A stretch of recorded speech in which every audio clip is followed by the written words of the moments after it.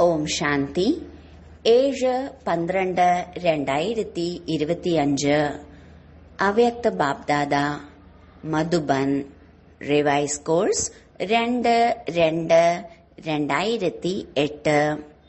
മുരളിയുടെ ടൈറ്റിലാണ് സമ്പൂർണ്ണ പവിത്രതയിലൂടെ ആത്മീയ രാജകീയതയുടെയും വ്യക്തിത്വത്തിന്റെയും അനുഭവം ചെയ്ത് തന്റെ മാസ്റ്റർ ജ്ഞാന സൂര്യ സ്വരൂപം എമർജ് ചെയ്യൂ. ഇന്ന് ബാബ്ദാദ തന്റെ നാനാഭാഗത്തെയും രാജകീയതയും വ്യക്തിത്വവും നിറഞ്ഞ പരിവാരത്തെയാണ് കാണുന്നത്. ഈ രാജകീയതയുടെയും ആത്മീയ വ്യക്തിത്വത്തിന്റെയും അടിസ്ഥാനമാണ് സമ്പൂർണ്ണ പവിത്രത. പവിത്രതയുടെ അടയാളമാണ് എല്ലാവരുടെയും മസ്തകത്തിൽ, എല്ലാവരുടെയും തലയിൽ പ്രകാശത്തിന്റെ കിരീടം തിളങ്ങിക്കൊണ്ടിരിക്കുന്നു. അങ്ങനെയുള്ള തിളങ്ങിക്കൊണ്ടിരിക്കുന്ന കിരീടധാരി ആത്മീയ രാജകീയതയും ആത്മീയ വ്യക്തിത്വവും ഉള്ളവർ നിങ്ങൾ ബ്രാഹ്മണ പരിവാരത്തിലുള്ളവർ മാത്രമാണ്. കാരണം പവിത്രത ധാരണ ചെയ്തിട്ടുണ്ട്. ബ്രാഹ്മണ ആത്മാക്കളായ നിങ്ങളുടെ പവിത്രതയുടെ പ്രഭാവം ആദികാലം മുതൽ പ്രസിദ്ധമാണ്. തന്റെ ആദികാലവും അനാദികാലവും ഓർമ്മ വരുന്നുണ്ടോ? ഓർമ്മിക്കൂ, അനാദികാലത്തും പവിത്ര ആത്മാക്കളായ നിങ്ങൾ ആത്മരൂപത്തിൽ വിശേഷമായി തിളങ്ങിക്കൊണ്ടിരിക്കുന്ന നക്ഷത്രങ്ങളാണ്. തിളങ്ങിക്കൊണ്ടിരിക്കുന്ന വേറെയും ആത്മാക്കളുണ്ട്. പക്ഷേ നക്ഷത്രങ്ങളായ നിങ്ങളുടെ തിളക്കം എല്ലാവരുടെ ഒപ്പമാണെങ്കിലും പ്രത്യേകമായി തിളങ്ങിക്കൊണ്ടിരിക്കുന്നതാണ്. ഏതുപോലെയാണോ ആകാശത്തിൽ അനേകം നക്ഷത്രങ്ങളുണ്ടെങ്കിലും ചില നക്ഷത്രങ്ങളുടെ പ്രകാശം പ്രത്യേകമായി തിളക്കമുള്ളതാണ്. എല്ലാവരും സ്വയത്തെ കാണുന്നുണ്ടോ? ആദികാലത്തും നിങ്ങളുടെ പവിത്രതയുടെ രാജകീയതയും വ്യക്തിത്വവും എത്ര മഹാൻ ആയിരുന്നു. എല്ലാവരും ആദികാലത്തിൽ എത്തിച്ചേർന്നുവോ? എത്തിച്ചേരൂ. പരിശോധിക്കൂ, എന്റെ പ്രകാശത്തിന്റെ രേഖ എത്ര ശതമാനമാണ്? ആദികാലം മുതൽ അന്തിമകാലം വരെ നിങ്ങളുടെ പവിത്രതയുടെ രാജകീയതയും വ്യക്തിത്വവും സദാ ഉണ്ടായിരുന്നു. അനാദികാലത്തിലെ തിളങ്ങിക്കൊണ്ടിരിക്കുന്ന നക്ഷത്രം ബാബയുടെ കൂടെ വസിക്കുന്നവരാണ്. ഇപ്പോൾ തന്റെ വിശേഷതയുടെ അനുഭവം ചെയ്യൂ. എല്ലാവരും അനാദികാലത്തിൽ എത്തിയില്ലേ? പിന്നീട് മുഴുവൻ കൽപ്പത്തിലും പവിത്ര ആത്മാക്കളായ നിങ്ങളുടെ രാജകീയത വ്യത്യസ്ത രൂപങ്ങളിലാണ്. ആത്മാക്കളായ നിങ്ങളെപ്പോലെ ആരും സമ്പൂർണ്ണ പവിത്രത ഉള്ളവർ ആയില്ല. നിങ്ങൾ വിശേഷാത്മാക്കൾക്ക് ബാബയിലൂടെ പവിത്രതയുടെ ജന്മസിദ്ധ അധികാരം പ്രാപ്തമാണ്. ഇപ്പോൾ ആദികാലത്തിലേക്ക് വരൂ. അനാദികാലത്തിലും കണ്ടു നിങ്ങളുടെ പവിത്രതയുടെ രാജകീയ സ്വരൂപം എത്ര മഹാൻ സ്വരൂപമാണ്. എല്ലാവരും സത്യുഗത്തിൽ എത്തിച്ചേർന്നു. എത്തിയില്ലേ? വന്നില്ലേ?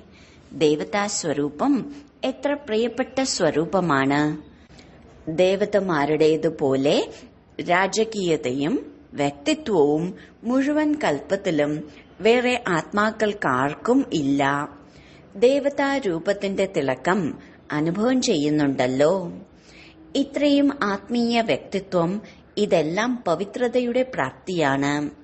ഇപ്പോൾ ദേവതാ രൂപത്തിന്റെ അനുഭവം ചെയ്ത് മധ്യകാലത്തിലേക്ക് വരൂ. വന്നില്ലേ?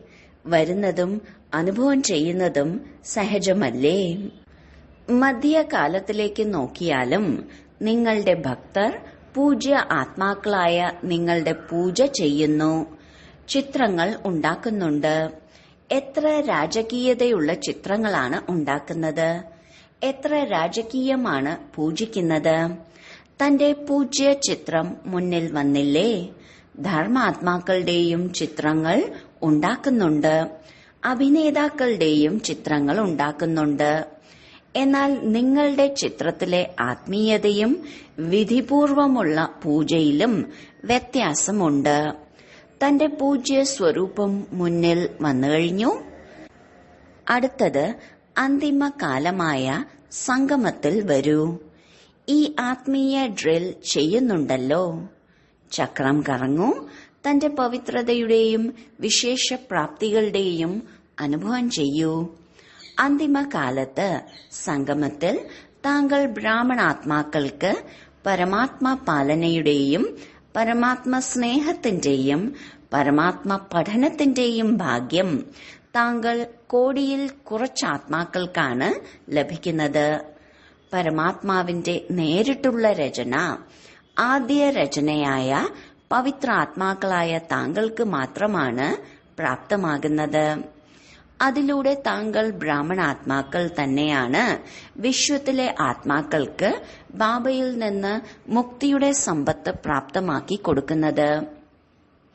ഈ മുഴുവൻ ചക്രത്തിലും അനാദികാലം, ആദികാലം, മധ്യകാലം, അന്തിമകാലം മുഴുവൻ ചക്രത്തിലും ഇത്രയും ശ്രേഷ്ഠ പ്രാപ്തിയുടെ ആധാരം പവിത്രതയാണ്.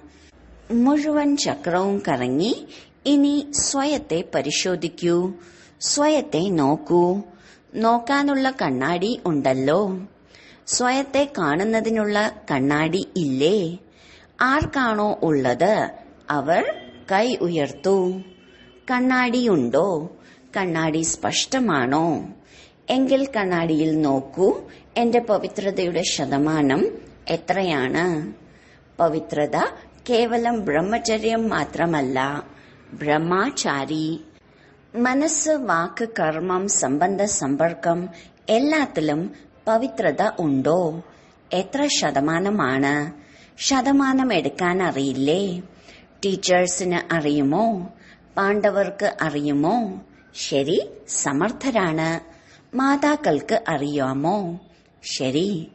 പവിത്രതയുടെ തിരിച്ചറിവാണ് വൃത്തി, ദൃഷ്ടി, കൃതി മൂന്നിലും പരിശോധിക്കൂ.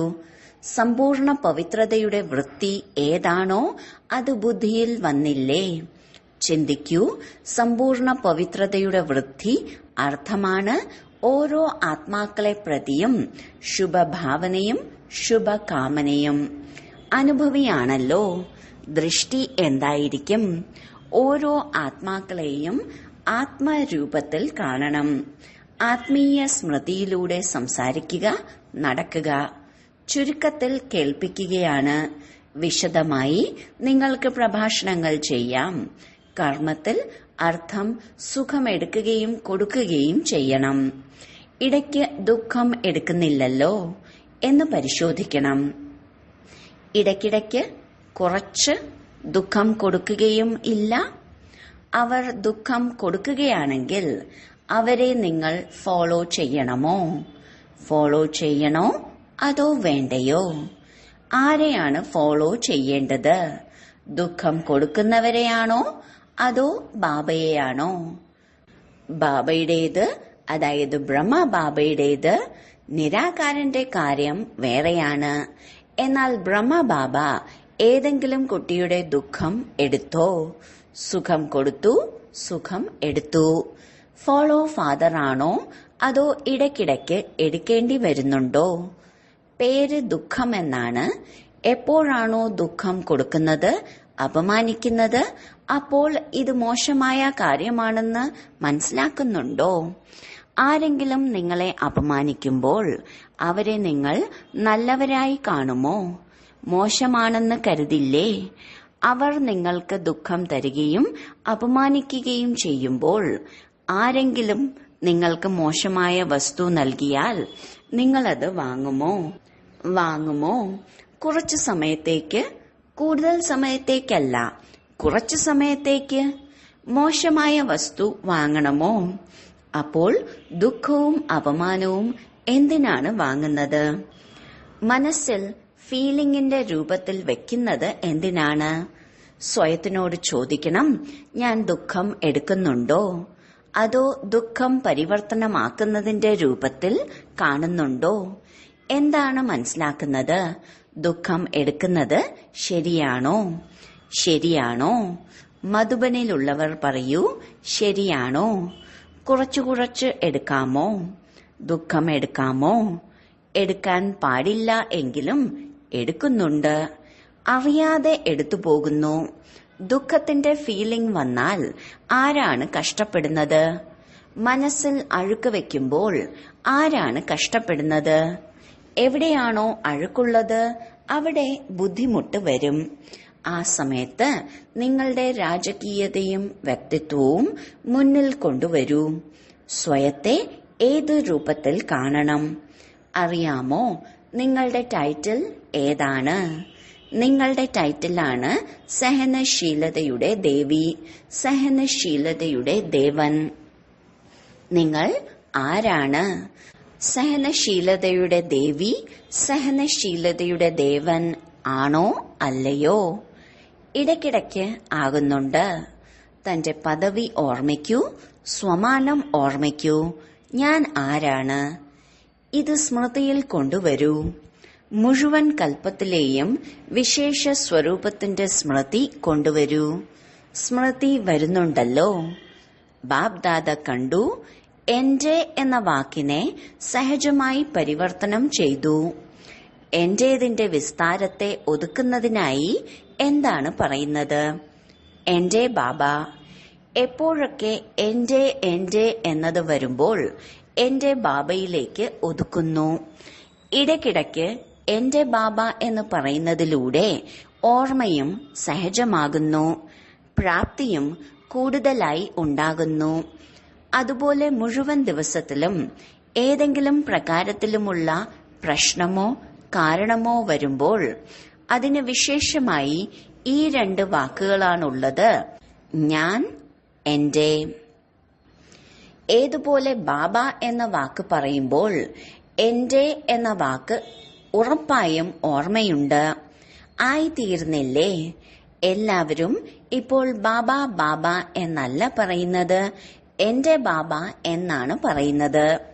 അതുപോലെ ഈ ഞാൻ എന്ന വാക്ക് ഇതിനെയും പരിവർത്തനം ചെയ്യുന്നതിനായി ഞാൻ എന്ന വാക്ക് പറയുമ്പോഴെല്ലാം തന്റെ സ്വമാനത്തിന്റെ ലിസ്റ്റ് മുന്നിൽ കൊണ്ടുവരൂ. ഞാൻ ആരാണ്? ഞാൻ എന്ന വാക്ക് വീഴ്ത്താൻ നിമിത്തമാകുകയും ചെയ്യുന്നുണ്ട്. ഞാൻ എന്ന ശബ്ദം സ്വമാനത്തിന്റെ സ്മൃതിയിൽ നിന്ന് ഉയരങ്ങളിലേക്ക് കൊണ്ടുപോകുകയും ചെയ്യുന്നു.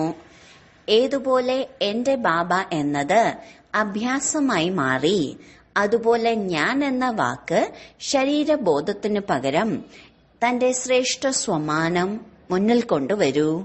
ഞാൻ ശ്രേഷ്ഠ ആത്മാവാണ്, സിംഹാസനസ്ഥനായ ആത്മാവാണ്, വിശ്വകല്യാണക്കാരി ആത്മാവാണ്. അതുപോലെ ഏതെങ്കിലും സ്വമാനം ഞാൻ എന്നതിന്റെ കൂടെ ചേർക്കൂ. ഞാൻ എന്ന വാക്ക് ഉന്നതിയുടെ മാർഗമായി മാറണം. ഏതുപോലെ എന്റെ എന്ന വാക്ക് കൂടുതലും ബാബ എന്ന വാക്കിനെ ഓർമ്മിപ്പിക്കുന്നതാണ്, അതുപോലെ ഞാൻ എന്ന വാക്ക് സ്വമാനത്തെ ഓർമ്മിപ്പിക്കുന്നു. കാരണം ഇപ്പോൾ സമയം പ്രകൃതിയിലൂടെ വെല്ലുവിളിക്കുകയാണ്. സമയത്തിന്റെ സമീപത സാധാരണ കാര്യമായി കാണരുത്. അപ്രതീക്ഷിതവും എവർ റെഡിയും ഈ വാക്കുകൾ തന്റെ കർമ്മയോഗി ജീവിതത്തിൽ നിരന്തരം സ്മൃതിയിൽ വയ്ക്കൂ. തന്റെ ശാന്തിയുടെ ശക്തി സ്വയത്തിനു വേണ്ടി വ്യത്യസ്ത രൂപങ്ങളിലൂടെ പ്രയോഗിക്കൂ. ഏതുപോലെ സയൻസ് അവരുടെ പുതിയ പുതിയ പരീക്ഷണങ്ങൾ ചെയ്തുകൊണ്ടിരിക്കുന്നു. എത്രമാത്രം സ്വയത്തെ പ്രതി പ്രയോഗിക്കുന്നുവോ, അഭ്യാസിക്കുന്നുവോ, അത്രയും മറ്റുള്ളവരെ പ്രതിയും ശാന്തിയുടെ ശക്തിയുടെ പ്രയോഗം ചെയ്തുകൊണ്ടിരിക്കും. ഇപ്പോൾ വിശേഷമായും തന്റെ ശക്തികളുടെ സകാശ് നാനാഭാഗത്തേക്കും വ്യാപിപ്പിക്കൂ. ഇപ്പോൾ താങ്കളുടെ പ്രകൃതിയിൽ സൂര്യന്റെ ശക്തി, സൂര്യന്റെ കിരണങ്ങൾ തന്റെ കാര്യങ്ങൾ ഏതെല്ലാം രൂപങ്ങളിലൂടെ ചെയ്തുകൊണ്ടിരിക്കുന്നു. ജലം വർഷിക്കുകയും ജലം വരൾച്ച വരുത്തുകയും ചെയ്യുന്നു. പകലിൽ നിന്ന് രാത്രിയും രാത്രിയെ പകലാക്കി കാണിക്കുകയും ചെയ്യുന്നു. നിങ്ങൾക്ക് തന്റെ ശക്തികളുടെ സകാശ് വായുമണ്ഡലത്തിൽ വ്യാപിപ്പിക്കാൻ സാധിക്കില്ലേ? ആത്മാക്കൾക്ക് തന്റെ ശക്തികളുടെ സകാശിലൂടെ ദുഃഖവും അശാന്തിയിലും നിന്നും മോചിപ്പിക്കാൻ കഴിയില്ലേ? ജ്ഞാനസ്വരൂപ സ്വരൂപം ഇമർജ് ചെയ്യൂ. കിരണങ്ങൾ വ്യാപിപ്പിക്കൂ. സകാശ് വ്യാപിപ്പിക്കൂ. ഏതുപോലെ സ്ഥാപനയുടെ ആദികാലത്ത് ബാബ്ദാദയിൽ നിന്ന് സുഖത്തിന്റെയും ശാന്തിയുടെയും സകാശ് കിട്ടുന്നതായി അനേകം ആത്മാക്കൾക്ക് വീട്ടിലിരിക്കുമ്പോൾ അനുഭവം ഉണ്ടായി, പോകാനുള്ള സങ്കല്പം ഉണ്ടായി. അതുപോലെ ഇപ്പോൾ താങ്കൾ മാസ്റ്റർ ജ്ഞാന സൂര്യന്മാരായ കുട്ടികളിലൂടെ സുഖത്തിന്റെയും ശാന്തിയുടെയും അനുഭൂതി ഉണ്ടാകണം. എന്നാൽ അത് ഉണ്ടാകുന്നത് അപ്പോഴാണ്. അതിന്റെ മാർഗമാണ് മനസ്സിന്റെ ഏകാഗ്രത, ഓർമ്മയുടെ ഏകാഗ്രത. ഏകാഗ്രതയുടെ ശക്തി സ്വയത്തിൽ വർദ്ധിപ്പിക്കൂ. എപ്പോൾ ആഗ്രഹിക്കുന്നുവോ, എങ്ങനെ ആഗ്രഹിക്കുന്നുവോ അപ്പോൾ വരെ മനസ്സിനെ ഏകാഗ്രമാക്കാൻ സാധിക്കണം. താങ്കൾ മാസ്റ്റർ ജ്ഞാന സൂര്യന്റെ സ്വരൂപം ഇമർജ് ചെയ്യൂ. ശക്തികളുടെ കിരണങ്ങളും സകാശും വ്യാപിപ്പിക്കൂ. ബാബ്ദാദ കേട്ടതാണ്, സന്തോഷമാകുകയും ചെയ്തു. കുട്ടികൾ സേവനത്തിന്റെ ഉന്മേഷത്തിലും ഉത്സാഹത്തിലും ഓരോ സ്ഥാനത്തും വളരെ നല്ല സേവനം ചെയ്തുകൊണ്ടിരിക്കുന്നു. ബാബ്ദാദയുടെ അടുത്ത് എല്ലാ ഭാഗത്തു നിന്നുമുള്ള സേവനത്തിന്റെ വാർത്തകൾ എത്തിയിട്ടുണ്ട്. പ്രദർശിനി ചെയ്തത് പത്രവാർത്തയിലൂടെയും ടിവിയിൽ കൂടെയും സന്ദേശം കൊടുക്കുന്ന കാര്യം വർദ്ധിപ്പിച്ചുകൊണ്ടിരിക്കുന്നു. സന്ദേശവും കിട്ടുന്നുണ്ട്. സന്ദേശം നല്ലതായി എത്തുന്നുണ്ട്. ഗ്രാമങ്ങളിലും എവിടെയൊക്കെ ബാക്കിയുണ്ടോ ഓരോ സോണും അവരവരുടെ ഏരിയ വർദ്ധിപ്പിക്കുന്നുണ്ട്. പത്രങ്ങളിൽ കൂടിയും ടിവിയിലൂടെയും വ്യത്യസ്ത മാർഗങ്ങളിലൂടെയും ഉന്മേഷവും ഉത്സാഹത്തോടെയും ചെയ്തുകൊണ്ടിരിക്കുന്നു. അതെല്ലാം ചെയ്യുന്ന കുട്ടികൾക്ക് ബാബ്ദാദ വളരെ സ്നേഹം നിറഞ്ഞ ആശംസകൾ നൽകുന്നു. ഇപ്പോൾ സന്ദേശം കൊടുക്കുന്നതിന്റെ ഉന്മേഷവും ഉത്സാഹവുമുണ്ട്. നാനാഭാഗത്തും ബ്രഹ്മകുമാരീസ് എന്താണ് വളരെ ശക്തിശാലിയായ കാര്യം ചെയ്തുകൊണ്ടിരിക്കുന്നു. ഈ ശബ്ദവും വ്യാപിക്കുന്നുണ്ട്, വർദ്ധിച്ചുകൊണ്ടിരിക്കുകയും ചെയ്യുന്നു. പക്ഷേ എന്താണെന്ന് കേൾപ്പിക്കട്ടെ. പക്ഷേ ബ്രഹ്മകുമാരിമാരുടെ ബാബ എത്ര നല്ലതാണ്. ഈ ശബ്ദം ഉയരണം. ബ്രഹ്മകുമാരിമാർ നല്ല കാര്യമാണ് ചെയ്യുന്നത്. എന്നാൽ ചെയ്യിപ്പിക്കുന്നവൻ ആരാണ്? ഇപ്പോൾ ഈ പ്രത്യക്ഷത ഉണ്ടാകണം. ബാബ വന്നിരിക്കുകയാണ്. ഈ വാർത്ത മനസ്സിലേക്ക് എത്തണം. ഇതിന്റെ പ്ലാൻ ഉണ്ടാക്കൂ. ബാബ്ദാദയോട് കുട്ടികൾ ചോദ്യം ചോദിച്ചു, അവകാശികൾ അല്ലെങ്കിൽ മൈക്ക് എന്ന് ആരെയാണ് പറയുക? മൈക്ക് ഉണ്ട്. ഇപ്പോഴത്തെ സമയമനുസരിച്ച് ബാബ്ദാദ ആഗ്രഹിക്കുന്നത് അങ്ങനെയുള്ള മൈക്കാണ്. ആരുടെയാണോ ശബ്ദത്തിൽ മഹാനത ഉള്ളത്. സാധാരണ ബാബ എന്ന വാക്ക് പറഞ്ഞിരുന്നു. നല്ലതാണ് ചെയ്യുന്നത്. ഇത്രയും വരെ കൊണ്ടുവന്നു. ബാബ്ദാദ ആശംസകൾ നൽകുന്നു. ഇനി അങ്ങനെയുള്ള മൈക്ക് ആവശ്യമാണ്. അവരുടെ ശബ്ദം പോലും ലോകത്തിലുള്ളവർ വിലമതിക്കുന്നതായിരിക്കണം. അങ്ങനെ പ്രസിദ്ധിയുള്ളവരാകണം. പ്രസിദ്ധിയുടെ അർത്ഥം ശ്രേഷ്ഠ സ്ഥാനത്തിരിക്കുന്നവർ എന്നതല്ല. അവരുടെ ശബ്ദം കേട്ടിട്ട് മനസ്സിലാക്കണം, ഈ പറയുന്നവർ എന്താണോ പറയുന്നത് ഇവരുടെ ശബ്ദത്തിൽ മൂല്യമുണ്ട്. ഇവർ ഇത് അനുഭവത്തിലൂടെ പറയുമ്പോഴാണ് അതിന് മൂല്യം ഉണ്ടാകുന്നത്. ഏതുപോലെ മൈക്കുകൾ ധാരാളമുണ്ട്. ശക്തിശാലിയായ മൈക്ക് എത്രയുണ്ട്. ആരുടെയാണോ ശബ്ദത്തിൽ ശക്തിയുള്ളത് അങ്ങനെയുള്ള മൈക്കുകൾ കണ്ടെത്തൂ. അവരുടെ ശബ്ദം കേൾക്കുന്നവർ മനസ്സിലാക്കണം, ഇവർ അനുഭവം ചെയ്തവരാണ്. എങ്കിൽ തീർച്ചയായും എന്തോ കാര്യമുണ്ട്. വർത്തമാന സമയത്ത് ഓരോ സോണിലും ഓരോ വിഭാഗത്തിലും മൈക്കുകൾ തീർച്ചയായും ഉണ്ട്. സേവനത്തിന്റെ പ്രത്യക്ഷ റിസൾട്ട് വന്നിട്ടില്ല എന്നല്ല ബാബ്ദാദ പറയുന്നത്, വന്നിട്ടുണ്ട്. ഇപ്പോൾ സമയം കുറവാണ്. സേവനത്തിന്റെ മഹത്വമുള്ള ആത്മാക്കൾ ഇപ്പോൾ നിമിത്തമാക്കേണ്ടതുണ്ട്. ആരുടെയാണോ ശബ്ദത്തിന് മഹത്വമുള്ളത്, പദവിയിലുള്ളവർ അല്ല, എന്നാൽ അവരുടെ പ്രാക്ടിക്കൽ ജീവിതത്തിന്റെയും പ്രാക്ടിക്കൽ അനുഭവത്തിന്റെയും അതോറിറ്റി ആയിരിക്കണം. അവരുടെ വാക്കുകളിൽ അനുഭവത്തിന്റെ അതോറിറ്റി ഉണ്ടാകണം. എങ്ങനെയുള്ള മൈക്ക് വേണമെന്ന് മനസ്സിലായോ? അവകാശികളെ അറിയാമല്ലോ. അവരുടെ ഓരോ ശ്വാസത്തിലും ഓരോ ചുവടിലും ബാബയും കർത്തവ്യവും, ഒപ്പം മനസ്സ് വാക്ക് കർമ്മത്തിൽ, ശരീരം മനസ്സ് ധനം സർവ്വതിലും ബാബയും യജ്ഞവും നിറഞ്ഞിരിക്കണം. പരിധിയില്ലാത്ത സേവനം അടങ്ങിയിരിക്കണം. സകാശ നൽകാനുള്ള ശക്തി ഉണ്ടാകണം. ശരി, ഇപ്പോൾ ഒരു സെക്കൻഡായി. ഒരു സെക്കൻഡിൽ മുഴുവൻ സഭയും ആരൊക്കെ എവിടെയൊക്കെയാണോ അവിടെ മനസ്സിനെ ഒരു സങ്കല്പത്തിൽ സ്ഥിതി ചെയ്യിക്കൂ.